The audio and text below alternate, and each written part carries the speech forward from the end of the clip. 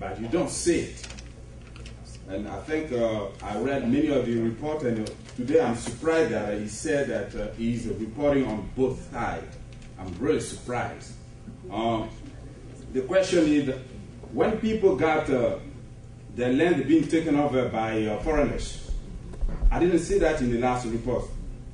Right now, they are on the way, running away from their villages. About, I don't know, 20,000 of them are on the way right now with the luggage on their head, running away from their villages, leaving behind everything they ever worked for in their life. So when Mr. Wells is sitting here telling me that he's reporting on those people, when I know that he haven't done so, I think that is, I don't want to take my elder's word. I will rephrase. I will say that's not true. So I wanted to know why he doesn't report on those lands that got taken over by the foreigners. That is also, for me, a humanitarian problem, because when people got nothing to eat, they become beggars. And a beggar is a humanitarian factor. Thank you. Thank you, brother. Okay, brother. Question, just a reminder question. I'll hold it. I got it. Okay. Oh, I'm sorry. You come after. Come on. No, I'm sorry, brother. I didn't know where you were in the line. Come on. Very quick question. Well, first of all, I'd like to thank Naga Lagoke for your continuous invitation, and I made it today. Okay. My name is Kamrat Medina. I'm from Ethiopia. We have been doing several panel discussions regarding Pan-Africanism. I think it's time that every African countries should be together, because things are coming back as if it has happened in the colonialism. People, for the sake of money and for other things, are trying to take away our natural resources, and the Western powers are continuously doing a lot of things that's happening. I cannot name names, but you've seen what has been happening in Africa. So it's time to continually do this Pan-Africanism conferences, as this gentleman has been doing it. I really appreciate it. We did a big one in January. There was a big turn, and our Pan-Africanism has got a theme: quest for dignity, freedom, and unity. We'll be doing another one in Dallas. I'll be going to Dallas, Texas. We're expecting about between 50 to 100,000 Ethiopians and probably some other African groups to come for the Ethiopian Sport Federation. What's the question, brother? And my question is actually is going to Madame. Madame Freud. Yes. You are either adopted Ethiopian or married to an Ethiopian husband, right? No. It's not part of the topic. The thing earlier is that she said that right now they are taking people to ICC, and she was asking, how come the other people who really made a lot of damage in Africa, like South Africans, didn't go to ICC? I just wonder, what is the criteria to bring people to ICC? That's my question. And to those of people who want to contact me, I'm going to leave you my email. It's very easy. It's littleethiopia@gmail.com. littleethiopia@gmail.com. And we got to speak together. We got to work together. Things is going to changing a lot in Africa, negative to us, okay? Thank you. Thank you, brother. Y'all got that question, right? Okay, so we have... Well, during the capture of President Gbagbo by the French troops, there were a massive amount of civilians that were with them. And there were documented footage of major violations on them, on YouTube, publicly, including rape on women and the First Lady. I never read that in your report. After the April 11 till today. Second question, I want to know if Human Rights Watch can testify in front of the court, I don't know whatever court it is, ICC or whatever, as a witness for human rights violation, if you do that. That's second. Third, there were a massacre in Diokwe during the attack of the rebels on Ivory Coast. and the UN soldier was present. They did not intervene. And they mentioned that it wasn't the mandate to protect civilians, protect those people. How do you qualify that? Is it pro-human or against human? That's a major end. Would those people be brought to, would you support them bring that to justice? Because right now they're working the wrong free under the robe of the UN. Can I just for clarification, in terms of bringing people to justice, are you talking about the UN peacekeepers in Rwanda? Yes. Are you talking about the people who committed the massacre? No, the UN soldiers. Okay, thank you, brother. Okay, yes, brother. And for the panelists, if you can, what we're going to do is we're going to have you answer the questions, but we're also going to have you prepare your closing remarks as well, because we do have some time constraints here. So we're going to give each of you like 5 minutes to answer the questions and then prepare your closing remarks. Yes, sir. Thanks. I believe all questions have been said. I have a few more questions regarding the advancement of Pan-Africanism. First of all, to our dear friend Wells, what do you think? All these questions, this, I would say, quote-unquote, booze to your presentation, to your answers to all the questions that you were asked, what do you think it means?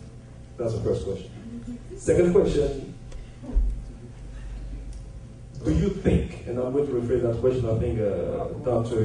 answered that already, but I want to rephrase that and hear all of you. Do you think that race or Western supremacy is a play in the way these international organizations, Human Rights Watch, Amnesty International, all play when it comes to report to the UN, undeveloped or developing countries or poor countries such as the Ivory Coast, Libya, and so on and so forth? You have this question. And then, I want you again, Mr. Well, to talk about the role the ICC, the role that your organization, Human Rights Watch, played in the creation of the ICC, because this is very important for us to know. And I believe if you enlighten everybody on that, they will understand why Human Rights Watch is not being too strong when it comes to this thing. The ICC is taking some stuff. Last question. To move forward with the Pan-African view, and Dr. Bangura, you said something that really kind of pierced my ears. You said that, the victors' justice is always going to be played. I wonder how international organizations such as Human Rights Watch or many others such as the United Nations can play into the victors' justice. I want you to clarify that. And you also said something about equality not being Pan-Africanism or so on and so forth. The question would be, how do you, and that's a dissertation I'm asking you to write in here, the topic will be Pan-Africanism and identity question in Africa. I want you to answer. Yes, Okay, last question. I hope the panelists are getting themselves organized because you have 5 minutes.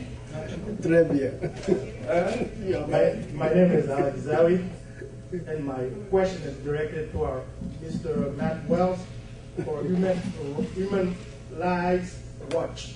I won't call it Human Rights Watch, the Human Rights Watch. Because it's people like you that supported slavery. I got a question. Question. My question is, my brother and I just got back from Africa. We went to my mother's funeral. Babo has been captured many years, many months ago, almost over a year. We just got kidnapped. I'm so upset with you that I'm shaking. My brother and I, we got kidnapped. Took in the desert area. We could have been killed, and you will say that those people did it. Have you read the report from the syndicate of the teachers in Ivory Coast? They're all PhDs. Have you read the report? Have you read what they wrote yesterday?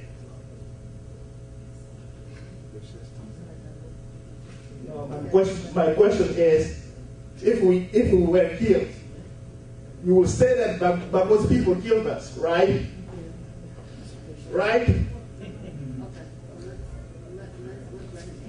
Okay, thank you. Thank you, brother. Okay, so we are going to, we're going to go, no, we're not, excuse me, Africans, thank you. Let me organize this, please, okay. We're not going that way here, okay. So we are going to do our closing statements, and we are going to allow our speakers to answer some of the questions, because we're just not going to be able to get to all of those questions, okay? And so we're going to start with Eugene, and we're going to go right on down the road. And we're going to give each of our presenters 5 minutes to go ahead and answer some of the questions, and then also give some closing remarks. Brother Eugene. All right, well, let me just try to give some closing remarks here, and hopefully maybe get to some of the questions. I thought the question about how to achieve grassroots unity is very important. I mean, I think that actually the point Mr. Wells made right after my original talk was very well taken about African institutions, because I agree with Dr. Bangura that I think that we have to have a mass movement, a movement of working class people, peasants, oppressed people all over the continent of Africa rise up and build a Pan-African movement. I do think that, it's something that is more an issue of consciousness than it is an issue of practicality, step 1, 2, 3, 4 here.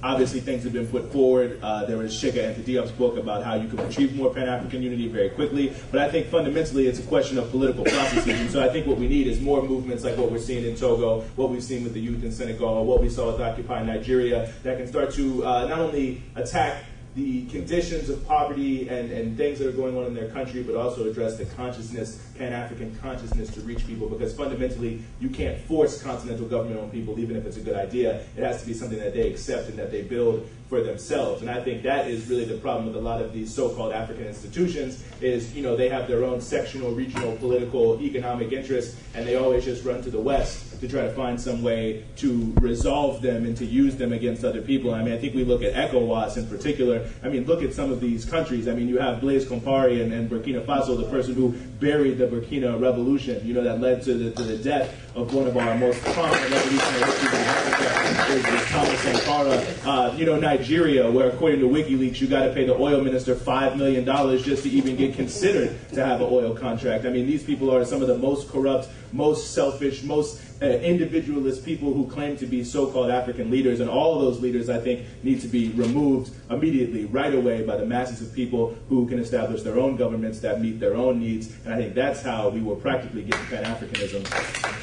And the final thing I will say on that same basis is I think we also need to check our own language here. And one thing I want to say, and I don't want to offend anyone here because I understand some of these issues are very important, but when we're talking about the need for Pan-Africanism, we need to look at ourselves when we find ourselves using the term foreigner to refer to other people. Are these people really foreigners? What is behind them moving around in different countries? There's so many important geopolitical and geostrategic issues behind why people move from one country to another, and we can't fall into self-demonizing. Even if what someone did was not 100% correct, I think we can't fall into that sort of self-demonizing and self-division that often happens with people saying, we're going to pit this person against that person. It's incumbent upon us as well as conscious people to combat that. So with that, I think I'll just close. So thanks everyone for coming.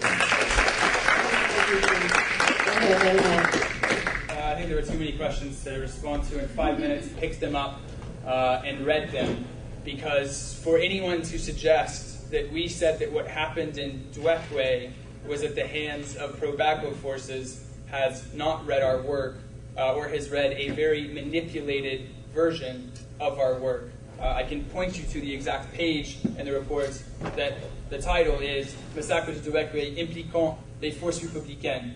I would just ask you to actually read our work before you say some of the things that you said during the last question and answer, because we have repeatedly denounced crimes committed by the Republican forces, committed by Amadei Remy and other militiamen based in Montpeko around Dwekwe, by other youth militia groups that exist in Western Côte d'Ivoire. We have documented these repeatedly. I was in the Catholic mission in Dwekwe right after this happened in early April, speaking with Gary women who watched their husbands and sons killed in front of them. I'm deeply sorry for your loss. I may have spoken with someone in your family in the mission to document what happened to your family. And it's, again, my deep condolences, but please do not manipulate or twist what we've said, because we have again and again denounced crimes committed by the Republican forces. We have named up to the highest level of the military in terms of implication in these crimes and called for those people to be brought to justice.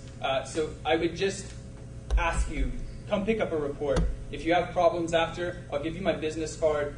Feel free to email me. And I think, the frustration I see from, we can call it in quotes, the Bagbo side right now, is the refusal to admit that they did or responsible for any crimes during the post-election period. No. Excuse me, everybody. I'm sorry. Excuse me. Order. Excuse me. So long as both sides can't actually admit that they did or were responsible for grave crimes and have people within their camp that need to be brought to justice for those crimes. Once that happens, once there is impartial justice, if there is ever impartial justice, and I certainly share concerns in that regard with other people on the panel, but for us, impartial justice is the key for the country moving forward. Thank you.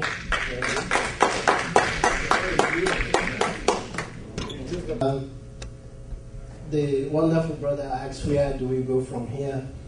The key word is organize, organize, organize. Those of us in the diaspora tend to underestimate our power. Our remittances are very important in our home countries. I know when Sierra Leone had an 11-year civil war, it was the Sierra Leonean diaspora that kept the country going for 11 years. It was black Muslims in the prisons in the United States that raised money. These are prisoners that raised money in millions of dollars across the U.S.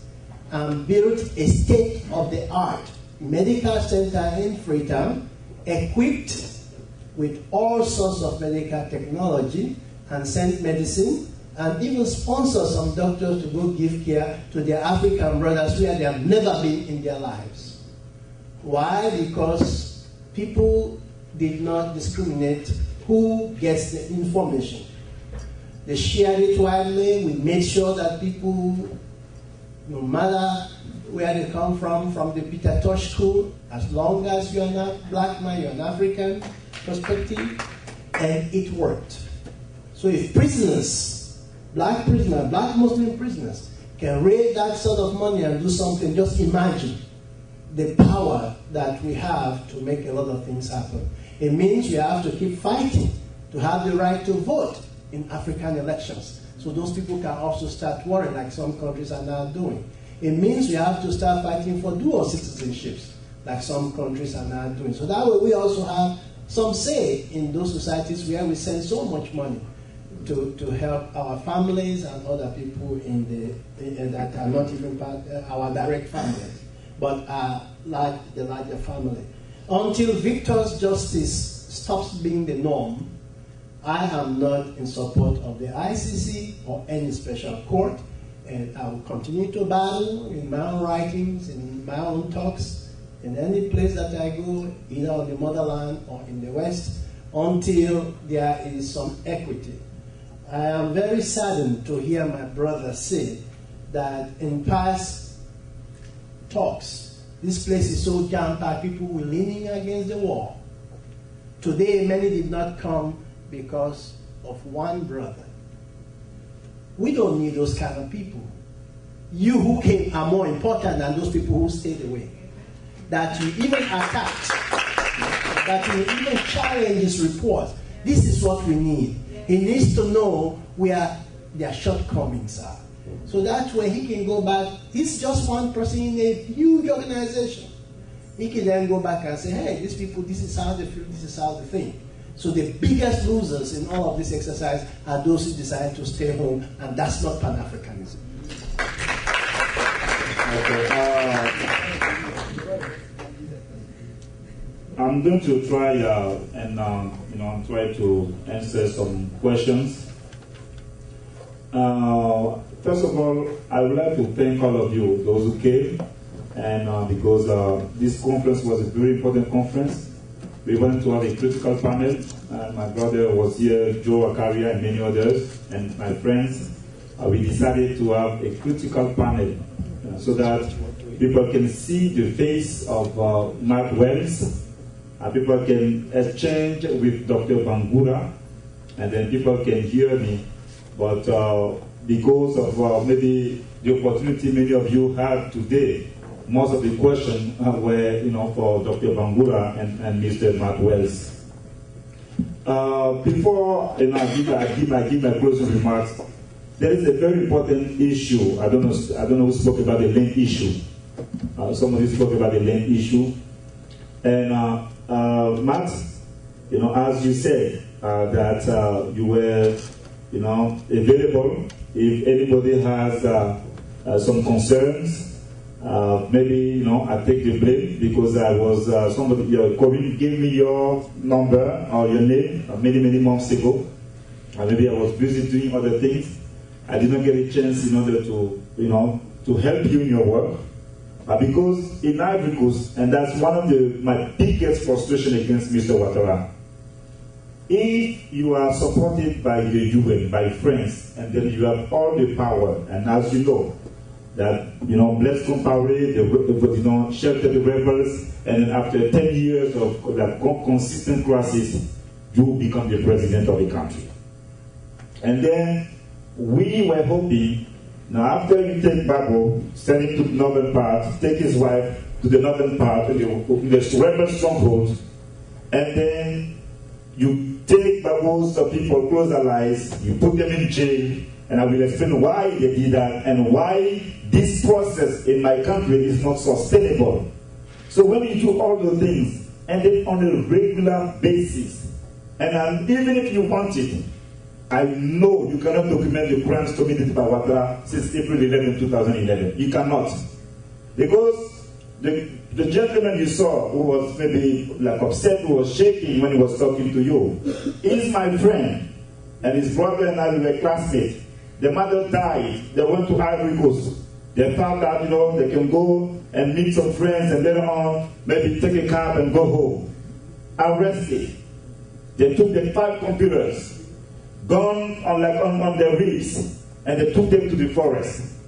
And then when somebody like that experienced that, and he's just a trans-individual like Ivorian, and people, be Jula, and that's the reality, be Jula, be Bete, be Baoulé, they experience that on a regular basis.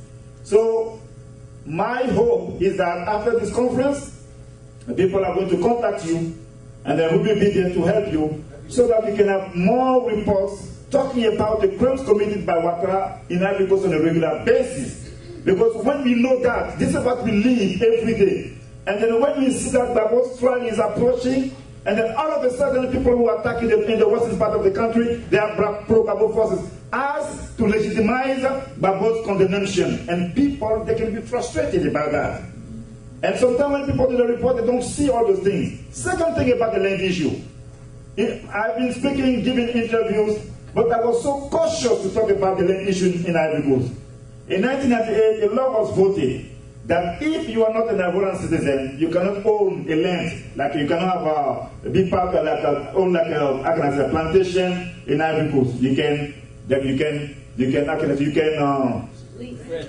lease, rent, but you cannot own. So Alassane Ouattara's party, Bédié's party, Babo's party, I was there as a journalist. We wrote about that extensively. That was one of the few issues around which all the major leaders agreed upon. But today what people are seeing in the country as a Pan-Africanist, but also as an Ivorian nationalist, I suffer to hear and to know that colonies or people coming from Burkina Faso or maybe Mali, they come, they do a war with the support of Alassane Ouattara's forces, and they take over people's land. Right. And then when you don't see that in the report, then it can be frustrating too. You see, so now, how do we try to move forward? I'm going to throw a stone like in the garden of Ivorians and Africans. When we launched this conference, on the flyer you saw it was 3:30, but I told the speakers to come here at 4. And I told them that my people are going to be late. Because they always come late. And we want to build a powerful Pan-African movement, but we are late. And then I'm going to borrow that expression from Kondovka, and she is the supervisor of Mathwells. We have, and people can be upset, we have a culture of low expectations. Yes. And I'm going to say that again, we have a culture of low expectations. Why an African is doing a conference and people think that it is normal to be 2 hours late?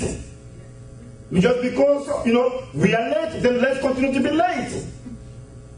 And second thing, Mathwells this year, there are many things I did not agree with, and I had a conversation, I told him that, when he thought that there was most people were hardliner, and I told him, I wrote him an email, but what cannot be in jail is people being prosecuted and people being killed.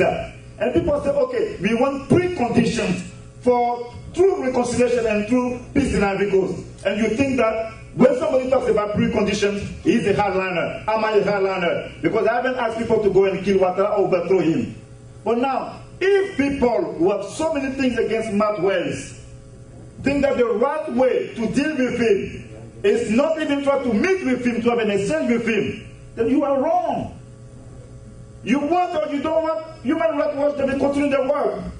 It is in our interest to see him and be friends with him and understand that he, as a human being, he made a mistake and then he can correct that mistake. Yes. So people who wrote things against the conference, they don't know anything and they don't know politics and they don't understand what is going on. Because those organizations, they receive money from many people who are more powerful than us. If we cannot even have 80 people here in this room, and we think that we're fighting to free Gbagbo, or we're fighting for justice and democracy, it means that we are lying to ourselves. So now, to conclude, I am tired. I told my people, my sister, that for this conference, I was so tired, calling people, running after people, we're going to take a break. Maybe people are not ready. Or maybe there's something I'm not doing right. So maybe the next conference we're going to have is in September or maybe October on Thomas Sankara, October the 20th. And we hope that you will come and we bring people that if the only thing that, I'm going to say that the only thing white people respect, there are three things they respect. Blood, money, and numbers. There's somebody who said that. I'm quoting Umar Abdul Johnson. So if we cannot do war against white people because they are more powerful than us, if we don't have money because they control the financial system, the only thing we have is numbers. So if we are not able to build a powerful Pan-African movement, we cannot be 100 on a regular basis to bring people, then it means that you're not right and then maybe we don't know what we're talking about. So this is my point, and the answer goes to somebody who tried to destroy this conference who did not come, but who was represented. Thank you, Armand. Your questions were very insightful, and I like what you said. This is the type of conversation we need to have in our meet, and be people who represent the Western organization. Thank you very much. Thank you, Armand. Okay. Here it is. And I do apologize if I had to cut anybody off, if I was very stern with you. But I wanted to ensure that everyone had a voice in the room. And Brother Nyaka gave a great closing there. So what I'm going to do is I'm going to turn it over to Brother George, our conference manager, who's going to thank us all, welcome, thank our panelists, and then tell us what our next steps are. George. I'm going to answer the brother's question to you. I can answer the question. This afternoon, actually. And thank the panel. It wasn't easy to get the conference together. And we would like to thank somebody who may not be seen, but who is behind, actually. The person who brought together the sound. It was difficult for us today. Usually when we organize conference, we have a contract with somebody who actually brings equipment and then, get the sound together, the sound system together. But unfortunately, we weren't aware. He didn't let us know. He traveled, and we weren't able to get anybody for the conference. And at the last moment, Brother Gerard was able to make it happen for us, and it made a difference. So basically, you were able to ask your questions, show your frustration, you know, and testify and say everything that you wanted to say because of him. And everybody heard him, heard you actually because of him. So thank you very much, Brother Gerald. Thank you very much. So we're gonna give ourselves a break of a month, but sometime. Executive Director of Friends of Congo. It was certainly my pleasure being here today at the Pan-African Conference with a focus on Ivory Coast. The conference being organized in the fashion that our brother Nyaka did is vitally important. The issues on the African continent today are urgent as far as I'm concerned. Whether we're talking about Congo, Ivory Coast, Sudan, you name it. And creating a forum in which Africans can have a dialogue and develop prescriptions about the challenges that we face on the African continent is of the utmost importance. And that was done today in a spirited fashion. I expect that we continue to build on the forums, that we continue to develop ideas, and not only create prescriptions, but also act on them and implement them. And one of the key things that came out of today's conference that I think is so critical is the consensus that we need to engage the grassroots on the African continent in a social justice undertaking in order to transform the social, economic, and political conditions from the bottom up. That's one thing we can all agree on is that our leaders, our national leaders, have failed us. Institutions, the African Union has failed us. So it's up to the people in order to usher in a renaissance on the continent. And I believe that the Pan-African Forum that we have here is one part of that overall effort that we need, leading us into the 21st century in order to bring about a new Africa, a unified Africa, a Pan-African agenda that's going to transform the lives of people, not only on the African continent, but throughout the globe. So I was really impressed with today's forum and look forward to the upcoming ones as well. Beaucoup de camarades patriotes étaient un peu contre le mouvement, mais je crois que la mission était accomplie et je salue le frère Nyaka pour son initiative, même s'il a eu des trébuchements et des oppositions et tout ça.